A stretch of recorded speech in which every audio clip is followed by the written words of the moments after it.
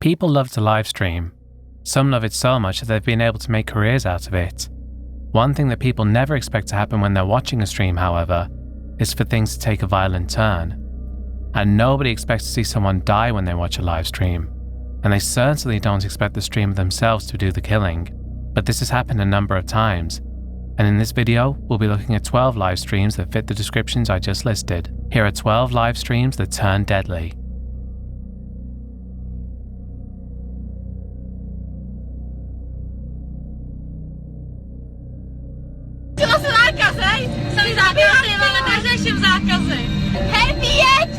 Go, go, go, go! Go, jeď! Jsem pilníková princezna, vyspala jsem se se všema, se kterými zpívala a proč bych to jen dělala, viď?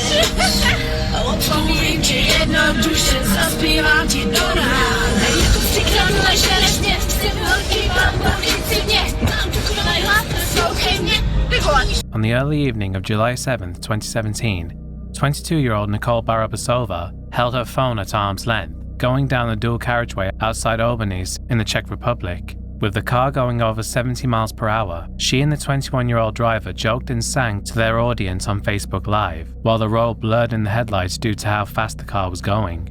Odpočítáváme. Odpočítáváme. Jo, odpočítáváme. Jo. 1, 2, 3, tuli. No, takže nikdo nic, jo, žádný sráz, jdeme z mostu a nudíme se. Tak teď vyjíždím z mostu. Teď vyjíždíme z mostu. Takže nám 8:02. Tak nám někdo počítejte, kolik budeme v Teplicích, protože ona má Herbího. A ten normálně jsem jela sem do mostu 180. Já myslela, že jí vyskočím, má ně při jízdě. A jedu, hele, policajti asi. Policajti, no máme taky jedu 120. Jedeme 120. Během chvilky vidíte to, ale blázen. A co v Bylině, pokud až budete projíždět? 140. Můžeme, hele Járo, ale kde přesně v Bylině sejdem? No počkej, my už jdeme, jo, v Bylině. V Bylině, ne? No, my jdeme teprve. My teprve jako vyjíždíme z mostu, Járo. My to bereme přes Prahu, Járo. Ne, v Bylině se sejdem, tak u Teska. Za 5 minut. Za 5 minut u Teska, stíháš? Hele, posral nás pták, tady. Ty vole.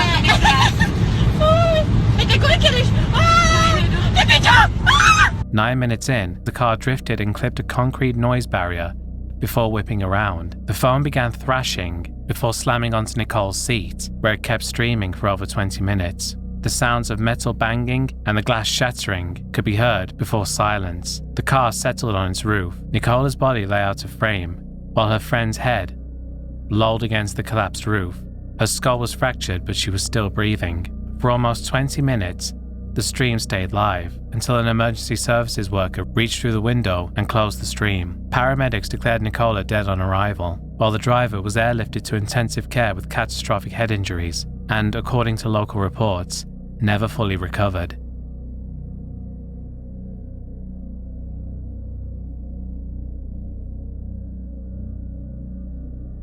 On July 21st, 2017, 18-year-old Obdulia Sanchez was live streaming on Instagram as she drove down a rural highway in California. Her 14-year-old sister Jacqueline and her friend sat in the back seat. Sanchez, reportedly intoxicated on alcohol and drugs, sang along with music and even took her hands off the wheel to make gestures at her phone's camera. In an instant, the car veered off the road and she overcorrected. The car smashed through a barbed wire fence and flipped over in a field. Jacqueline and her friend, not wearing seatbelts, were violently ejected from the tumbling car. Jacqueline's friend survived with a major leg injury, but Jacqueline herself was killed on impact. The Instagram Live kept rolling through the chaos. Sanchez had survived, as she was the only one buckled in, and continued filming the gruesome aftermath. I go to fucking jail for life? You already know why. My sister is fucking dying. Look, I fucking love my sister to death. I don't give a fuck. The footage showed her next to Jacqueline's body, lying motionless on the ground. Her head had been split open from the impact. Obdulia was hysterical, yet astonishingly, she kept filming instead of immediately calling for help. She can be heard screaming, "Jacqueline, please wake up. This is the last thing I wanted to happen," and sobbing, "I fucking killed my sister, and now I'm going to jail." In her shock, she even said, "I don't care about the consequences," all while pointing the camera at her dead sister. She was arrested by the police and would eventually be sentenced to 2 years in prison. Remarkably, this wouldn't be the last time she was arrested. Just 1 month after being released from prison, she was arrested again after she led police on a car chase that ended in a crash. Inside the car, they found that she had a male passenger with her and also a loaded gun. I couldn't find any information about what happened to her after that. All I can say is I think we can all agree that Obdulia is an absolute idiot.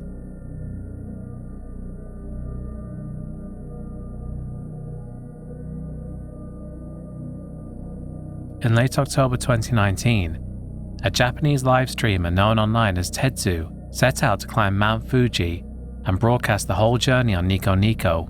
The official climbing season was over, and the peak was covered in snow, but that didn't stop him. As he ascended in the frigid air, he kept talking to his audience, at times gasping for breath and complaining that his fingers were painfully numb from the cold. He even said, "My fingers are killing me. I should have brought a hot pack," while trying to warm his hands. The trail near the summit was treacherous, a narrow icy path alongside a steep drop. Tetsu knew it was risky. He murmured to himself about the ground being slippery and getting dangerous as he trudged along the snowy ledge. Still, he pushed on toward the peak, with his camera in hand, determined to share the experience in real time. By late afternoon, with the summit almost within reach, events took a horrifying turn. 道合ってんのこれなんか外埋まってんだけど雪でよし行こうここも危ないねちょっとね斜面滑る In the live stream footage, Tetsu suddenly lost his footing on the ice and said, "Wait, I'm slipping," a note of panic creeping into his voice. In the next instant, viewers watched in shock as the camera lurched violently and Tetsu tumbled down the side of Mount Fuji. The feed went berserk as snow and ice spun wildly on screen, while the sound of wind and sliding snow roared in the background. For a split second, the stream showed his hiking poles flying away as he slid downhill, with his legs flailing above him. The image froze mid-motion and the audio cut out abruptly. The live stream had ended, leaving nothing but an eerie silence. In the chaos that followed, some viewers frantically alerted the authorities, reporting that a man had fallen off Mount Fuji on camera. A search and rescue operation was launched that night, but initial efforts found no trace. It wasn't until 2 days later that a team of police and volunteers finally spotted a body in the snow, nearly 800 meters below the summit of Mount Fuji. The fall had been catastrophic. When rescuers reached Tetsu, they discovered the corpse was severely mangled from the 2,500-foot plunge. The body was broken and battered almost beyond recognition. He had no identification on him, and significantly, no phone either, which made sense since viewers had seen his smartphone bouncing away during the fall. It was clear from the location and the circumstances that this was Tetsu. His solo adventure at Mount Fuji, which was meant to be a thrilling feat for his audience, had become an unspeakable tragedy captured on film.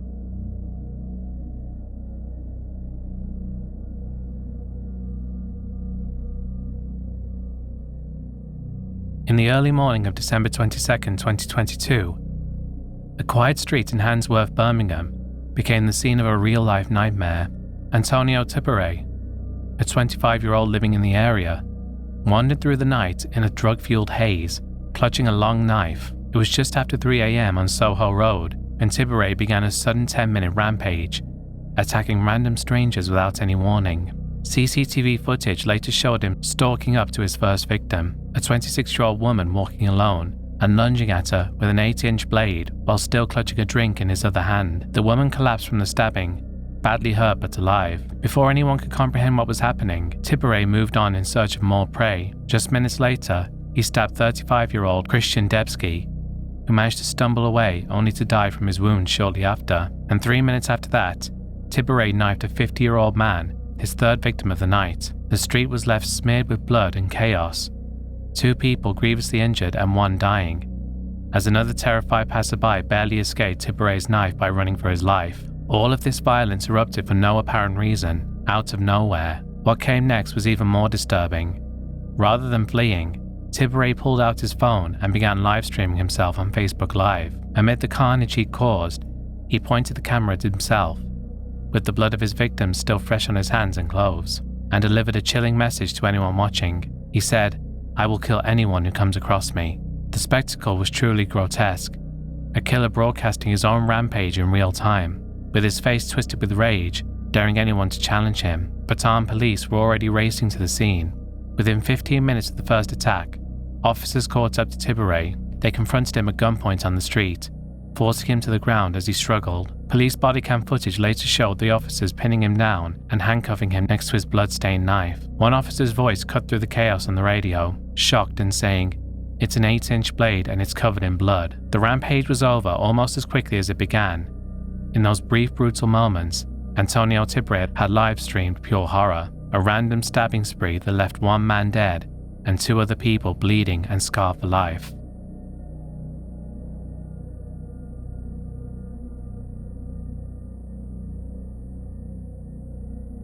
On the night of March 15th, 2025, Villa del Rosario, a small town in Colombia, was hosting the opening of a new pool hall.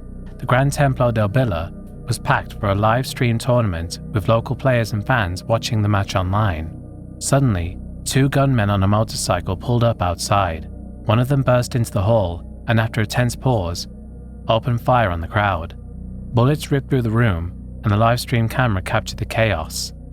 In seconds, 2 men lay dead, later identified as 39-year-old Samir Olarte, a local trader, and Edwin Uribe, a motorcycle shop owner. 4 other people were wounded, including 2 billiards players nicknamed Piolín and Mono Felipe, both struck by stray rounds. The killer bolted out and sped away on the waiting motorcycle. By morning, authorities confirmed 2 dead and 4 injured, and said the investigation was ongoing. They even suggested the ambush resembled tactics of cross-border criminal gangs.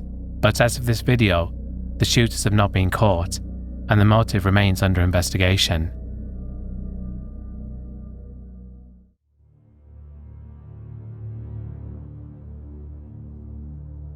On March 26, 2023 in Vancouver, Canada, 37-year-old Paul Schmidt took his wife and young daughter to a busy Granville Street Starbucks. Paul stepped outside onto the sidewalk with the stroller while his wife ordered coffee. A stranger nearby, 32-year-old Inderdeep Singh Gosal, was vaping next to Paul's daughter, and Paul politely asked him to stop. Instead of apologizing, Gosal suddenly snapped. He pulled out a folding knife and slashed Paul across the neck. He staggered backward with his hands clamped on the deep wound. Then Paul collapsed face first onto the concrete.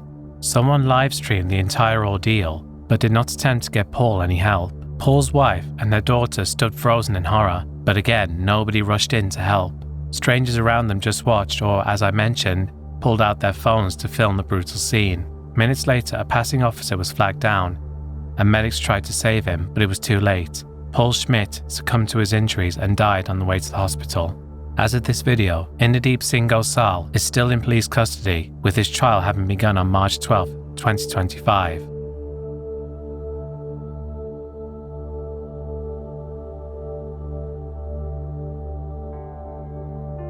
On April 18, 2022 in Baton Rouge, Louisiana, police found 34-year-old Janice David dead in her parked car. By the next day, 35-year-old Earl Lee Johnson Jr. was in custody, charged with her murder. What investigators soon learned was truly horrifying. Janice's killing had been captured on camera. Baton Rouge detectives confirmed her brutal stabbing was broadcast live on Instagram for about 15 minutes.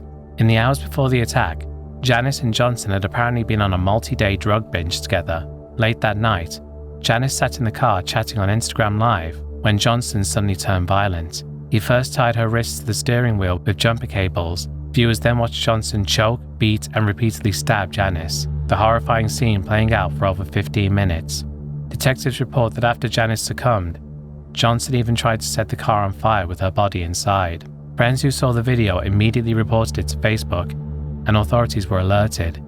By then, Johnson was already jailed for an unrelated offense. Confronted with the evidence, he confessed to killing Janice. Baton Rouge police later described the crime as very gruesome, calling the act of broadcasting it very, very evil.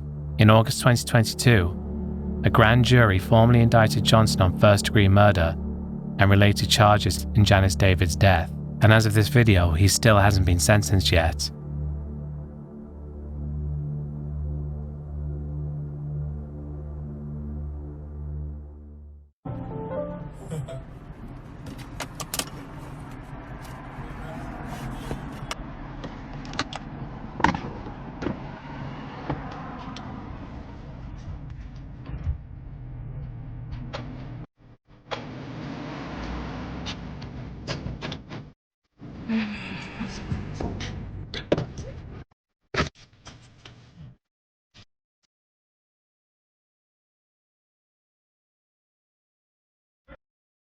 The back is away.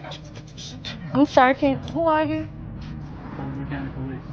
Can you please identify yourself, please? Do you have a delegation of authority order? Give your driver's license registration. Am I free to go? No. Is there a crime being committed? Still, can you tell me one more? Yeah, you don't have a driver's license. You don't have a tag. Okay, who are you? I am the Baltimore County Police Department. Okay, so you. I am the Baltimore County Police Department. Okay, so let me inform you of who I am. Who are you? I do not participate in any of you guys' side laws and things like that. I don't participate in that. You are not authorized. Let me see your driver's license, or I'll have to arrest you. And I don't know what you're going to do with your children. I'm sorry. Yes. You're going to arrest me for what now? Because I have to be able to identify. You don't have any tag on. Sir, you have delegation of... Sure. Okay. And a delegation of authority order. And then will you give me your driver's license? Listen, I already told you I don't participate. If you don't believe I'm a police officer, here you go. Okay. Let me show you my driver's. And you also have your delegation of authority order, correct? My delegate identify. You don't have any tag on. Sir, you have yet to identify yourself. I'm a Baltimore County police officer. Okay, can I see some ID, please? What kind of ID would you? Corinne Gaines was a 23-year-old hairstylist and mother in Maryland who had already clashed with police.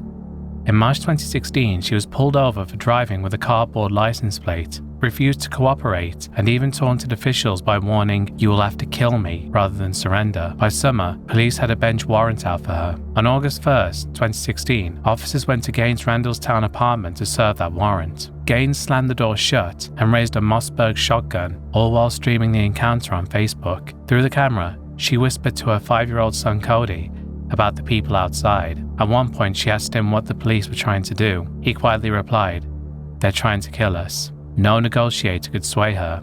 After 7 tense hours, SWAT reached the front door. Baltimore's police chief later said, "We discharged 1 round at her. She fired several rounds back at us. We fired again, striking and killing her." Inside, Gaines lay collapsed on the blood-soaked carpet. Her body was riddled with bullets, and she was dead at the scene. Her son Cody was in her arms, dazed and injured. He'd taken a bullet in the arm, but was thankfully still alive. Corinne's death sparked controversy due to her being an African-American shot dead by the police, and Gaines' family received $37 million in damages in February 2018, though the next month Baltimore County filed an appeal, and in February 2019, the original complaint was dismissed and the $37 million was remitted, though in August 2021, Corinne's son Cody was awarded a $560,000 settlement.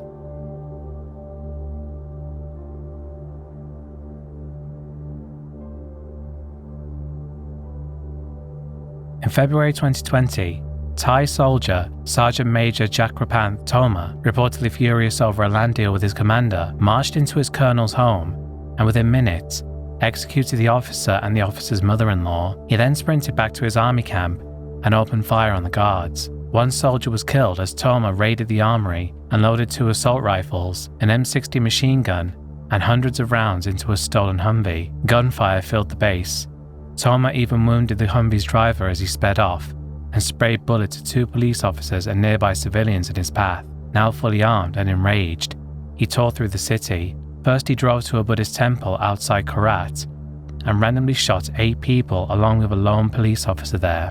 By about 5:30 p.m, he arrived at the crowded Terminal 21 Korat Mall. Thoma jumped from the Humvee and immediately opened fire on shoppers outside the entrance. At least a dozen people fell dead on the plaza. He even blasted a gas cylinder, sparking a fire that filled the mall with smoke. Then he charged into the building itself, gunning down 2 more people in the corridors and dragging roughly 16 terrified hostages to a 4th-floor hallway. All the while, the horror was being broadcast live. Thoma streamed the chaos on Facebook Live from inside the mall, hurling taunts into his camera. Around 6:30 p.m, he posted a chilling status update, saying, "Death is inevitable for everyone," even as bullets were still ringing out. Police and soldiers ringed the building, but whenever they tried to storm it, he mowed down more officers. 2 policemen and a soldier were killed, and others wounded as they exchanged fire with him inside. For hours, the mall remained a sealed-off battlefield, filled with smoke, ringing gunshots, and the cries of people trapped inside. The standoff finally ended at dawn. Early on February 9th, Special Forces burst into the mall's basement and shot Thoma dead. In the end, he had killed 29 people and wounded dozens more, including shoppers, temple-goers, soldiers, and even the man who had once been his commander. A busy weekend mall and temple had been transformed into a scene of blood and chaos, all captured live as it unfolded.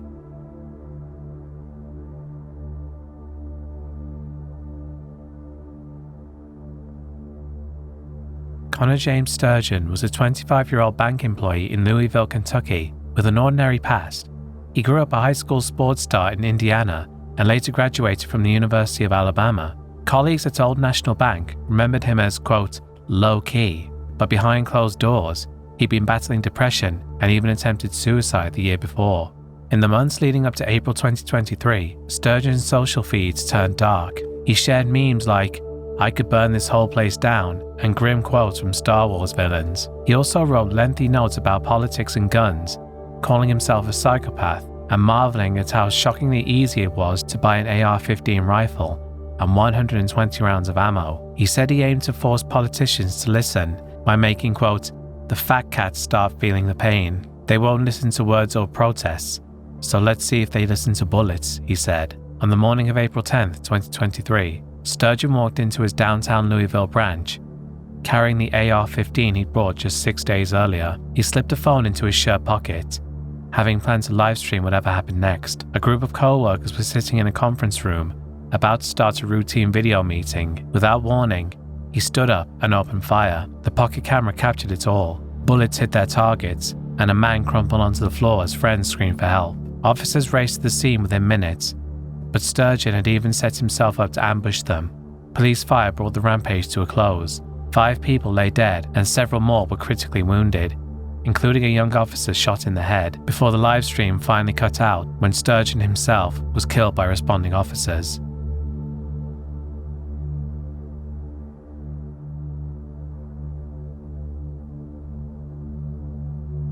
I went through every casino there is. I heard there's one of my biggest fans here in town. I'm dying to see him. Dying to see him. What are we doing? Field bar tonight? Is that what we're doing? I'll be there. I'll be there. Better believe it. You come to my city and think I'm not gonna show up? You think I'm not gonna show up? I should have been the first one to be told. Right? Somebody should have sent me my invite. Mr. Marquez. On June 8, 2025, just after 10:40 p.m., Rodney Finley, better known online as Finny the Legend, stood by the Bellagio fountains on the Las Vegas Strip, cracking jokes with his wife Tanisha for the viewers watching their phone's live stream. What they didn't know, however, was that they were standing just feet away from someone with a deep-seated grudge towards them. Surprisingly, this person wasn't just some random nut job, but another YouTuber that Finley and his wife knew quite well. His name was Manuel Sin City Manny Ruiz. Finley and Ruiz had circled each other online for nearly 2 years. The beef started in 2023, when Ruiz pepper sprayed Tanisha during a live stream. What followed were copyright strikes, mocking reaction videos, and live chat threats that turned personal. Ruiz lost followers. Finley's audience swelled, and each new stream felt like another dare. I don't know if Archive's gonna address it, but I did get sent this clickbait on Friday that didn't get no views. The man tried to say that he wants somebody to like him so bad. He's clickbait. He wants somebody to like you. That's crazy. Nobody likes you, dude. Nobody likes you. Reaching, huh? That's included in there for sure. For Manny, it became far more than just a regular online beef. And eventually, he just snapped. Very quickly after Finley panned the camera to the fountains, Manuel Ruiz stepped into frame, leveled his gun, and fired at least 7 shots in rapid bursts. One bullet hit Rodney's chest, and another hit Tanisha in her collarbone.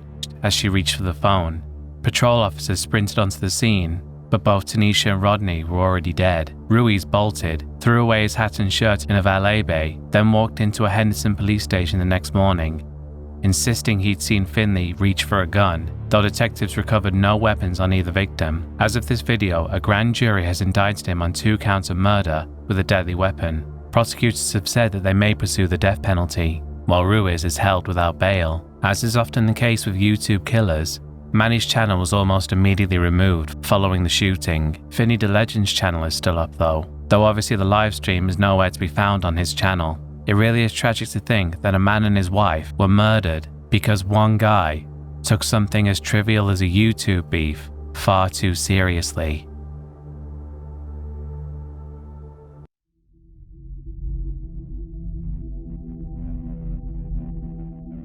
On May 13th, 2025, 23-year-old Valeria Marquez, a popular Mexican model and TikTok influencer, was live streaming from her beauty salon in Zapopan when the unthinkable happened. Earlier that day, two men posing as delivery drivers had dropped off a supposedly very expensive gift at her shop, leaving Valeria visibly unnerved.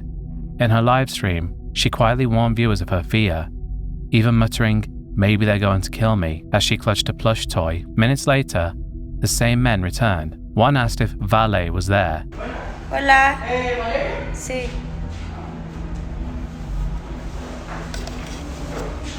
Almost the instant Valeria turned to answer, a masked gunman opened fire.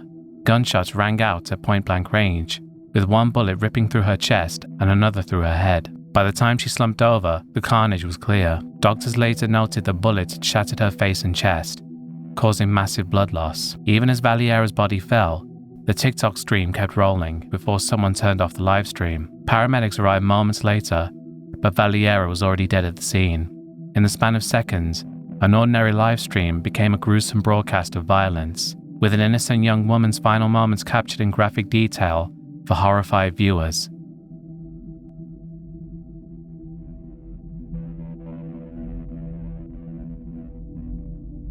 In May 2022, Peyton Gendron drove 3.5 hours from his home in rural New York into Buffalo's East Side, a predominantly black neighborhood.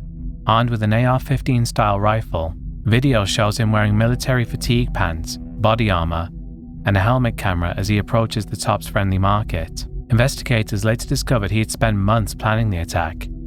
In online chats and a long manifesto, he railed against a Great Replacement conspiracy, calling Black Americans replacers and vowing to livestream his violence. Just minutes before pulling into the parking lot, he even posted to a Discord chat saying, quote, "Happening, this is not a drill." With his camera rolling and streaming on Twitch, Gendron opened fire at about 2:30 p.m. Surveillance and witness video capture him stepping out of his SUV and instantly killing a woman in a blue shirt as she walked nearby. He then burst through the store's glass doors. In the parking lot, he shot 4 shoppers, 3 of whom died. Inside, chaos erupted. People dove behind carts and into corners as he sprayed bullet after bullet down the aisles. A former Buffalo police sergeant working security, 55-year-old Aaron Salter, confronted Gendron with a pistol, but his armor stopped every shot. Gendron calmly turned and killed Salter, one of the 10 people who would later be confirmed dead. The body camera footage is chilling. The Washington Post described it as hauntingly gruesome footage of him firing. Even in that horror, there is one moment where Gendron actually showed mercy, as he was heard whispering an apology to one white shopper hiding behind a checkout counter, then letting him live. Elsewhere, he continued firing. A Tops manager later said she thought she heard as many as 70 gunshots and fell several times as she ran for the back exit. From a nearby porch, one witness reported seeing 2 women killed within seconds, one heading into the store and another putting groceries into her car. By 2:36 p.m., officers had arrived.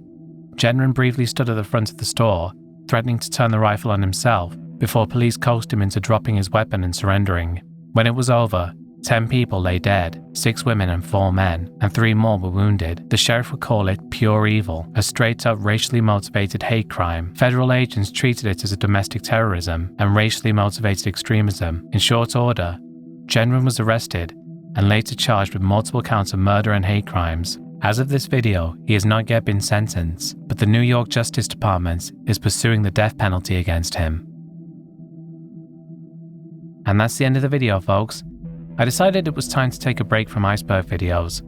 I'll probably go back to them at some point, but for now we're back to the old style videos. And if you enjoyed this one, be sure to like, leave a comment, subscribe if you're new, and consider supporting on Patreon. All patrons get early ad-free access to videos, and higher tiers get their names on the board, as well as shout-outs. Thanks to all my patrons, especially those whose names you're seeing now, particularly Adam Clayton, Count Lagula, Undisputed Champion 96, Stimulate, and Dick the Cock Johnson and the Woodmaster at WrestleMania X69 or maybe not dude. Thank you very much for watching, and I'll see you all next time. Goodbye.